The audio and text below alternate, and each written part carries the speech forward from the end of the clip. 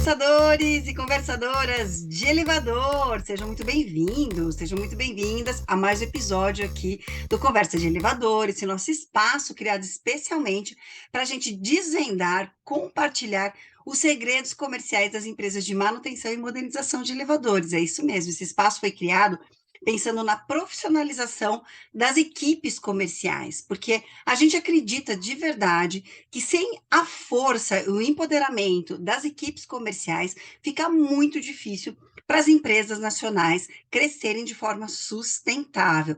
É a área comercial que vende, é claro, mas que principalmente faz o relacionamento com o cliente, explicando, tirando dúvidas, esclarecendo aqueles serviços, né, aquelas substituições que nem sempre o técnico, o pessoal da equipe técnica consegue esclarecer de forma tão clara para o cliente. E esse é o tema da palestra que eu fui convidada para fazer na Expo Elevador 2023. Esse ano o evento está muito, muito, muito forte.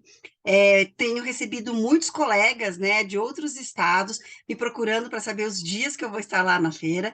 Então, vocês podem me procurar lá, todos os dias estarei lá, mas principalmente no dia 11, às 18 horas, eu vou fazer uma palestra rapidinha, de 30 minutos, mas direto ao ponto.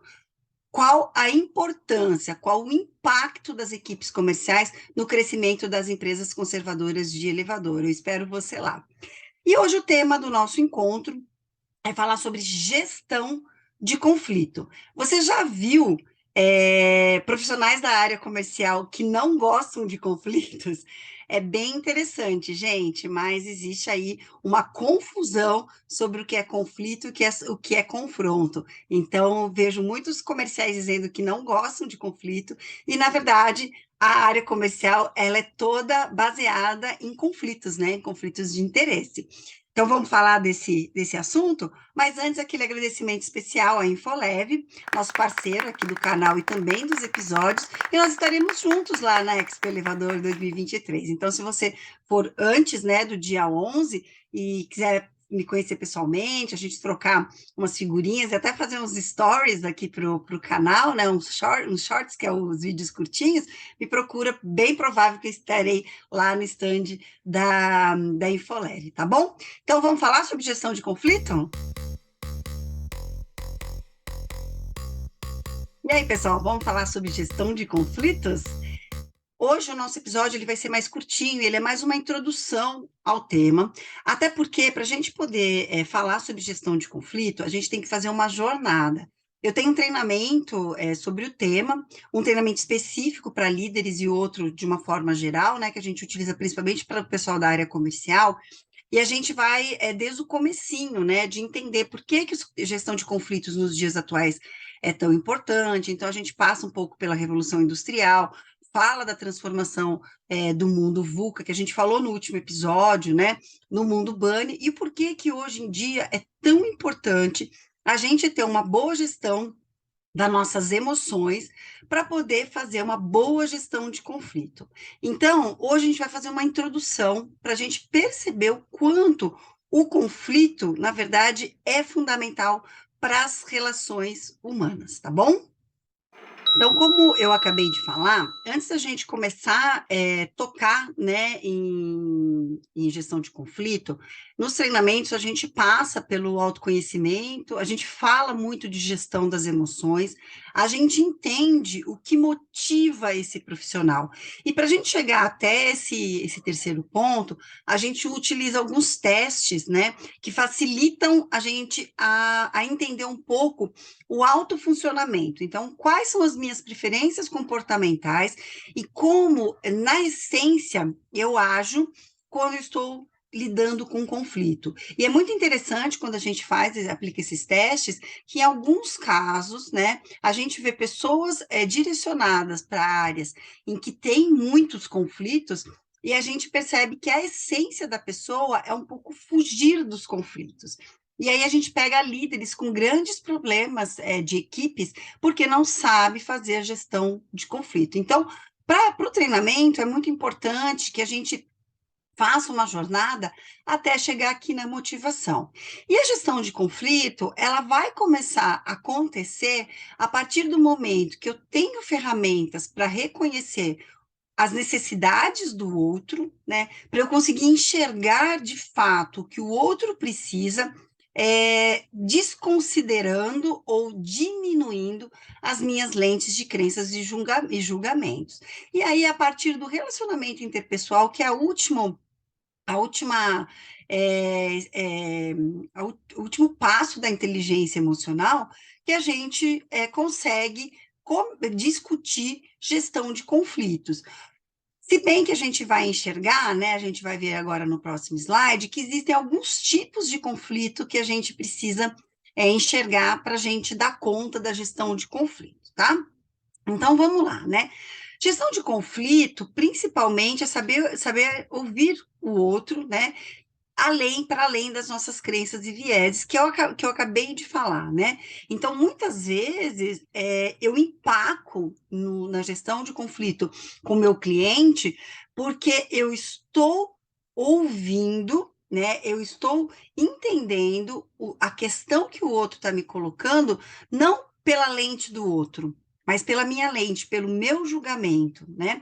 E na área comercial dos conservadores, a gente tem muito isso, né? Às vezes por falta de experiência mesmo, né? A gente vê muito consultor, muito jovem entrando no nosso segmento, sem grandes experiências de vivência de mundo, né? Ou então profissionais mais velhos que criaram muitas crenças e muitas lentes, e ele tem realmente dificuldade de ouvir, né, cliente, principalmente considerando que a gente tem grandes mudanças aí no nosso cenário, né?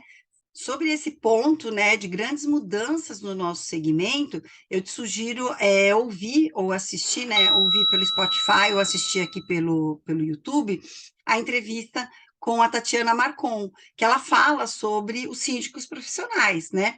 Até os síndicos orgânicos que moram no prédio, né, que estão ali fazendo uma atividade além, muitas vezes, da sua atividade profissional, até mesmo esse síndico hoje busca uma profissionalização.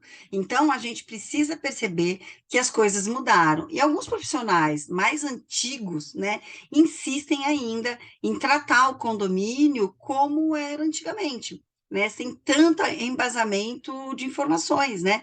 Então, não esclarece uma cláusula contratual, não explica claramente por que uma peça foi substituída, né? Não explica por que aquela peça precisa ser recolhida e não deixada para o condomínio. Então, tem uma série de situações em que nascem de dúvidas, e por conta das nossas lentes, a gente acaba gerando conflito, né? O que era uma dúvida, a gente mesmo transforma aquilo num conflito, tá?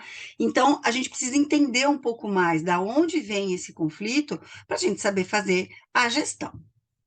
A primeira coisa que eu esclareço nos meus treinamentos muitas pessoas acreditam que conflito não é bom, que nós devemos evitar o conflito a qualquer custo. Isso é um mito, é uma falácia. Na verdade, os relacionamentos mais duradouros, eles exigem conflitos para evoluir. Quando a gente ouve, né, que um casal nunca brigou, isso é bastante preocupante, né?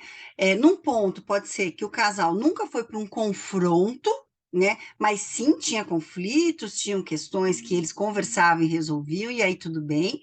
Ou então são pessoas que foram colocando as suas necessidades, as suas crenças, os seus valores em lugares que o outro não tinha acesso. Então eu deixo de ser quem eu sou, eu deixo de acreditar no que eu acredito para me encaixar naquilo que o outro quer. Isso não é positivo, né? É a partir dos conflitos que uma relação ela dura. E a gente pode falar a mesma coisa de uma relação com o cliente, tá? Eu trabalhei muitos anos numa multinacional, né? Como vocês sabem, e fui responsável pela análise das pesquisas de satisfação, né? Depois passou a ser NPS, e o que a gente percebia é que o cliente fiel é aquele cliente que mais tem contato com a empresa, né? Ele relata as suas questões, a gente trata as suas questões, e a partir desse momento esse cliente sabe que ele pode contar com a empresa, né? Aquele cliente que tem uma vida muito distante da empresa,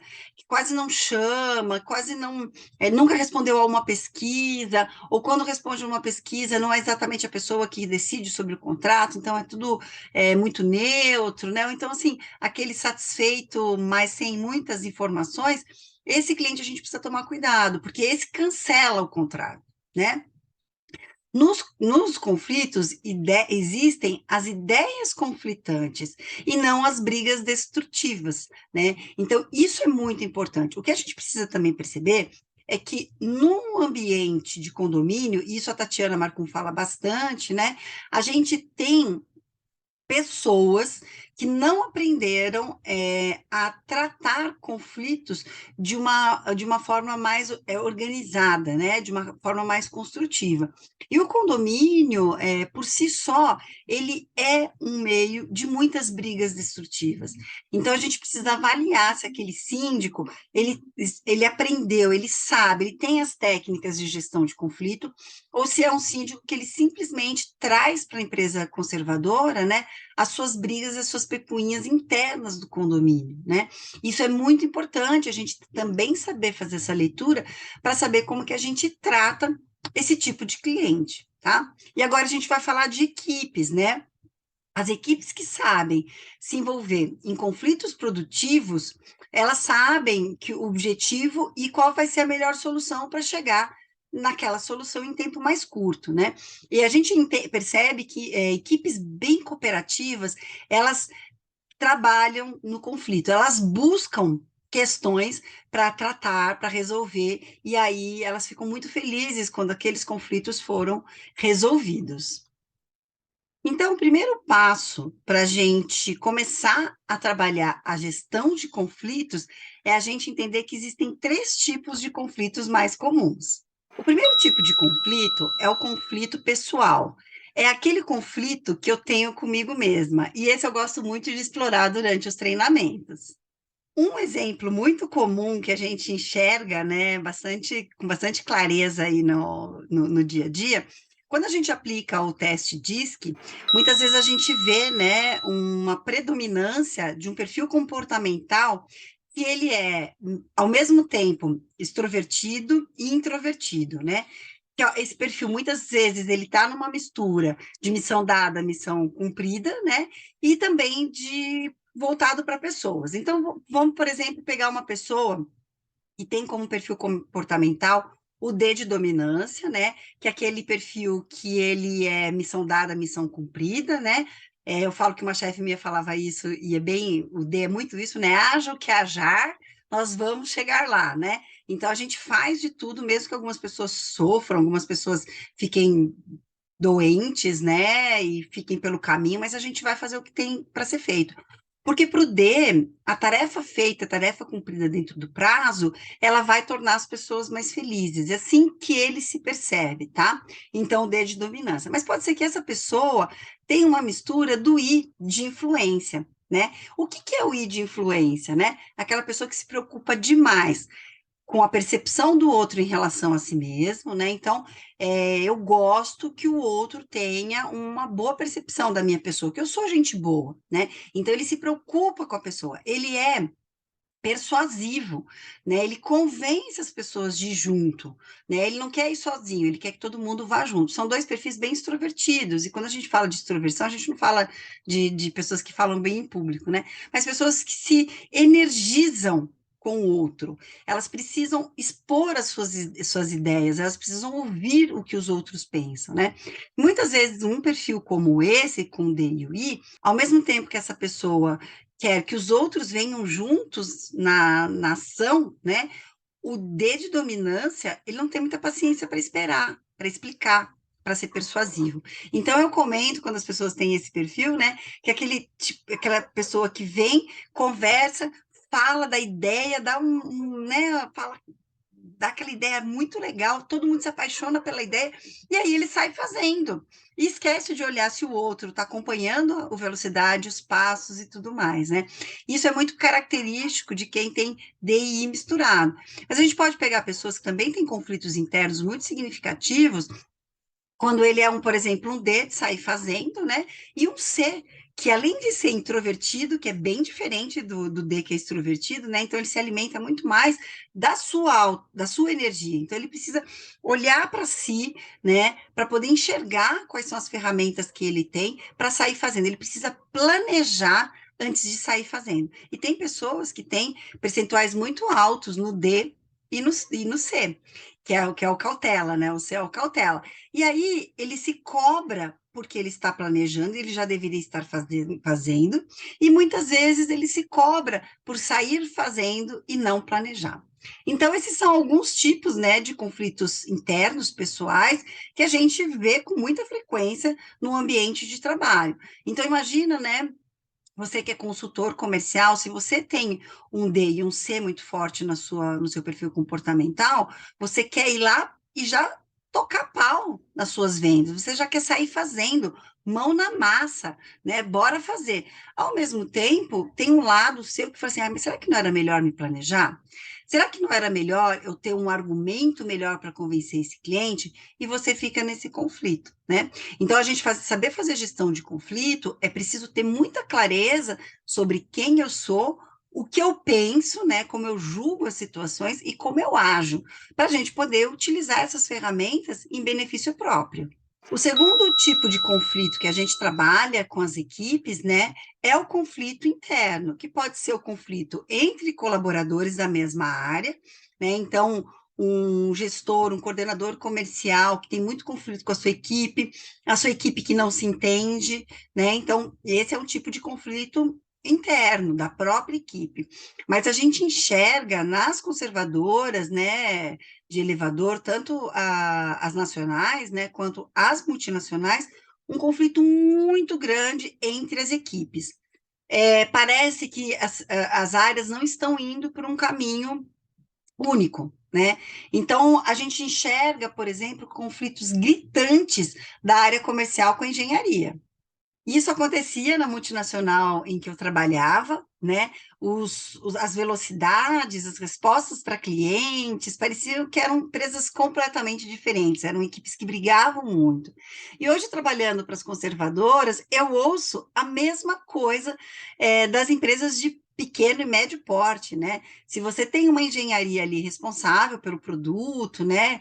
A engenharia que vai ser responsável pelas vistorias e tudo mais, é um conflito eterno entre a área comercial e a engenharia. Qual que é, para mim, o maior problema desse conflito, né? Se a gente deixa esse conflito sem tratativa, se o dono da empresa, se o empresário, se o gestor ali, né, o diretor-geral, não trata esses conflitos, isso empaca a empresa. O cliente sente esse conflito, tá? Então, é uma responsabilidade da gestão fazer essa gestão de conflitos, tá? Do gestor fazer a gestão. Afinal, eu sou supervisor, coordenador, gerente, para fazer gestão, né? E não só cobrar pessoas, tá? Outras áreas também que tem muito conflito com a área comercial, né? É o financeiro, o jurídico, né? E eu entendo que muitas vezes falta para a equipe comercial um conhecimento mais aprofundado das cláusulas e dos porquês, dos porquê não aceitar algumas exigências do cliente. E como que a gente faz essa gestão de conflito? Com conhecimento, né, com trazer para o nosso consultor esclarecimentos sobre por que não, por que sim, até onde a gente vai, até onde a gente não vai. E muitos gestores não têm paciência, né, de tratar esse conflito antes dele acontecer. Então, a gente vê, por exemplo, oportunidades fantásticas de quando um administrador, um facility, né? Facility pede muito mudanças de cláusulas contratuais, a gente não utilizar essa oportunidade para reunir a equipe e esclarecer o porquê que a gente aceita ou porque a gente não aceita fazer aquilo.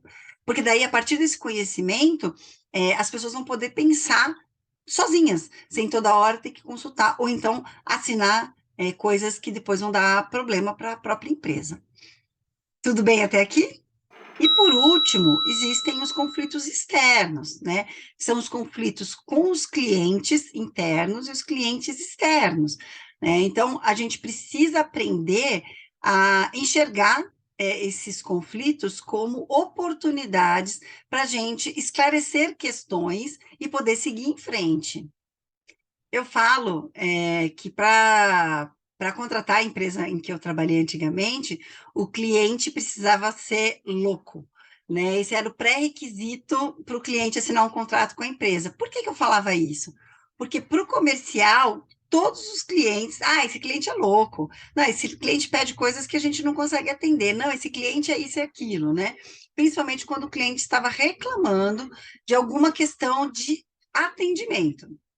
Porque quando o cliente está reclamando de alguma coisa de atendimento, direto ou indiretamente, ele está reclamando do consultor que é responsável pelo atendimento do seu prédio.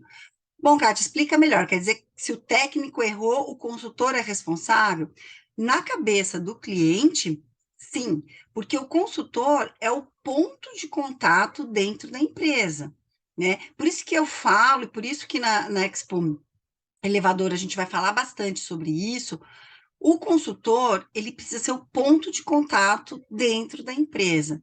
Se o cliente enxerga esse ponto de contato como um ponto que resolve suas questões, o cliente tende a ficar muito mais fiel e a indicar a nossa empresa para outros clientes, tá?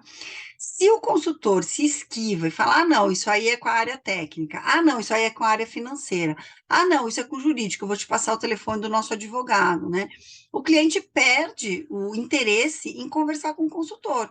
O consultor vira realmente só aquela pessoa que vai assinar né, a autorização para aplicação de um reparo, né, para assinar um novo contrato, uma renovação de contrato. Mas o consultor, ele fica muito restrito na sua atuação. O bom consultor, aquele que eu acredito de verdade, ele é o ponto de contato do cliente dentro da empresa. Ele mexe os seus pauzinhos para resolver a questão do cliente. O cliente sempre tem razão? Não. Nem sempre o cliente tem razão. Tem cliente que pede coisas que a gente não vai conseguir fazer de fato, de verdade, mas cabe ao consultor comercial ter a maturidade, ter as informações para esclarecer o porquê sim, o porquê não. E se foi uma exceção atender a necessidade daquele cliente, esclarecer que é uma exceção e valorizar essa exceção. Isso é gestão de conflitos, minha gente. Então, muitas vezes a gente fala, né, de técnicas comerciais, né? As técnicas comerciais são muito simples. São passos que, se você assistir num tutorial do YouTube, é como se você já tivesse feito um curso, né? A dificuldade de ser consultor comercial é fazer a gestão de conflitos entre o interesse do cliente, que não conhece um elevador, que tem dúvidas sobre cláusulas contratuais, que muitas vezes não vai enxergar a necessidade de troca de uma peça ou de uma modernização, e a gente conseguir esclarecer essa dúvida, esse conflito, para a gente pegar esse conflito e transformar numa oportunidade, para a gente transformar numa oportunidade de negócio, né? Muitas vezes eu falo, né, com gestores, né, da área comercial, e eles ficam muito inconformados, né, como existem consultores com mentalidades muito fechadas, né? Então, o cara é tão focado em vender só aquele tipo de reparo que ele não enxerga o seu entorno, né? E muitas vezes perde uma oportunidade de indicar, uma melhoria de um equipamento, uma modernização, né? Ou então já indicar uma possível troca de algum reparo que vai ter que ser feito no futuro, e não amarra essas vendas como oportunidade de negócio para o futuro.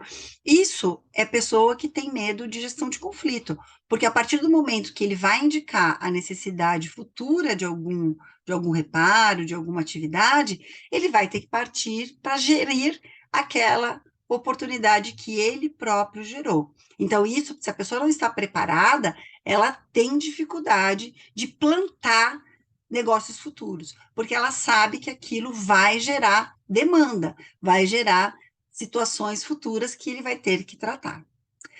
Tudo bem até aqui? essa é uma introdução para a gestão de conflitos. Esse tema é muito mais longo. Se você gostou, me pede, né, a segunda parte dessa conversa. A gente pode fazer uma série sobre gestão de conflitos. É só me pedir e a gente segue esse tema, tá bom? Vou pedir para você também curtir o nosso episódio, né? No YouTube, não se esqueça de inscrever, é muito importante a sua inscrição para mim. O nosso canal, a gente mede, né, se o canal está sendo interessante ou não para vocês, pela quantidade de curtidas que a gente tem, pelos comentários e também pelo crescimento do número de assinantes, né, de pessoas que se inscrevem no nosso canal. Então, para mim é muito importante. No caso do Spotify, eu vou pedir que vocês se inscrevam e entrem lá e dê as suas estrelinhas, né? Não vou pedir 5 estrelas, porque isso vai partir do seu entendimento do conteúdo aqui do canal. Mas só de você votar ali, né, na relevância dessas informações para o seu dia a dia, você já me ajuda bastante.